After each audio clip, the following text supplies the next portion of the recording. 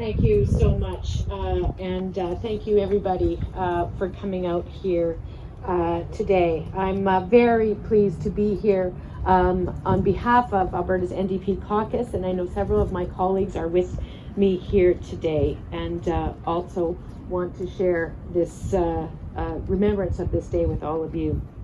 Each year, we set aside April 28th to remember those Albertans who died from workplace-related illness or injury.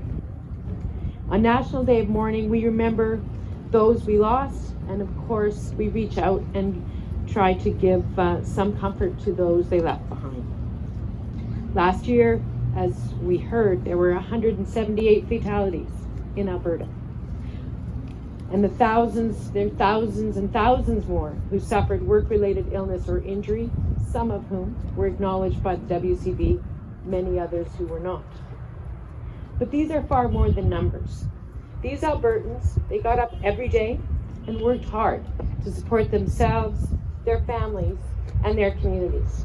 They all contributed to the province that we share, the values we stand for, and we must remember their sacrifice. A single death touches so many lives, leaving friends and families grieving, co-workers and communities heartbroken. And of course, we have to also remember those who were injured and who suffer a disability as a result of their work. These incidents, as we just heard, alter lives, often permanently. And what makes them doubly tragic is that so many, the vast majority of these injuries and these deaths are entirely preventable. We have to therefore remember that safe workplaces are not a nice to have, they're not a luxury, they are a fundamental right of every Albertan, every Canadian, every worker across this planet. Every worker deserves to go to work in the morning and come home safely at night. Employers, workers, unions, industry organizations, government, citizens, all of us have a responsibility to make sure that that happens. Now, I want to say that under our government, we had what I would describe as the best Labour Minister, Christina Gray. And she worked very, very hard to try to bring about some improvements to our health and safety laws here in Alberta, to bring Alberta's health and safety laws out of what I quite definitively describe as the Stone Age, because honestly, that's where they were, and to try to bring them to a more modern place. We engaged in the first comprehensive review of Alberta's Occupational Health and Safety Act in 4 decades. And boy, let me tell you, there was a lot of work to do. We had to start by enshrining definitively the basic law of the right to refuse dangerous work, ensuring that employees in Alberta could actually stand up and say no to dangerous work without worrying about the consequences. We moved forward to create mandatory worksite health and safety committees. And I know some folks who aren't in health and safety might think that sounds a bit bureaucratic, but those who are involved in health and safety understand that that is the linchpin to helping workers keep their workplaces safe. We expanded rules to prevent workplace violence and harassment. We put in prepay at gas pumps, finally, in Alberta, to avoid and reduce dine and dash incidents and the workers who were injured or killed there. And we worked hard to improve workers' compensation. It wasn't perfect, but we were making progress. And of course, we did our best to increase benefits for young workers, because we knew that when they suffered a long-term injury, their failure to get appropriate compensation followed them for the rest of their life. Now, unfortunately, the government that we have now has undone many of these changes. They made changes to water down and, in fact, to remove, in many cases, the obligation for health and safety committees. They weakened standards around safety training, and they did so calling all of that red tape.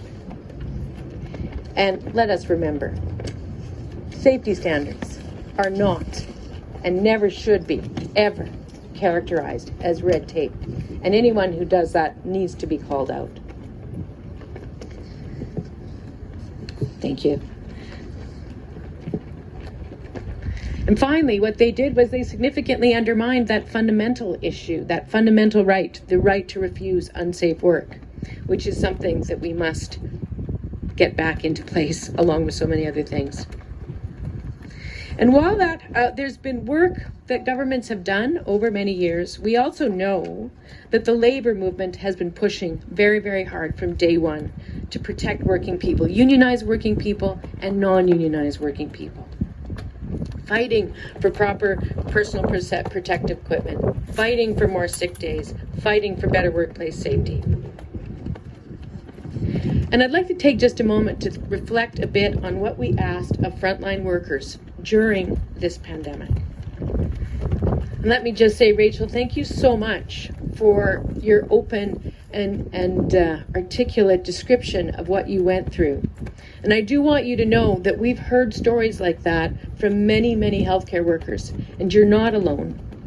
And we did actually, our MLA for Edmonton Manning, Heather Sweet, formerly a member of AUP, did in fact draft a bill to provide for PTSD presumptive coverage for healthcare workers associated with COVID. Not surprisingly, the UCP did not vote for it. But we hear you, and we will continue to advocate for that issue. Last year, we lost 31 Albertans to workplace-acquired COVID-19. 10 of those Albertans were healthcare workers.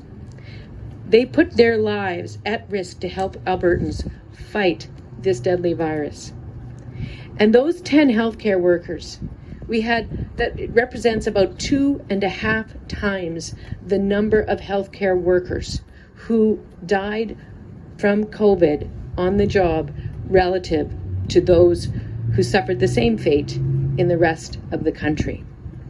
New figures from CIHI, from the Canadian Institute of Health Information, identify that Alberta health workers contracted COVID-19 and died at a rate of got ill at the rate of 2 to 3 times more than healthcare workers in the rest of the country. The irresponsibility of this government when it came to managing our hospitals, but also managing our long-term care and continuing care system and stepping up to support those hard-working frontline healthcare workers in those systems is unfathomable.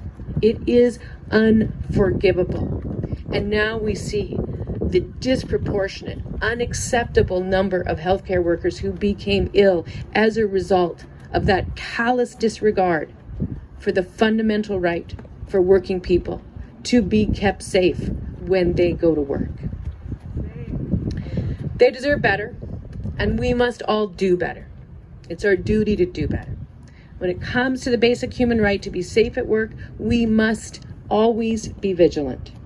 This government will not protect their rights, but if we come together at events like this, we can make progress and we can make sure that those rights will be protected.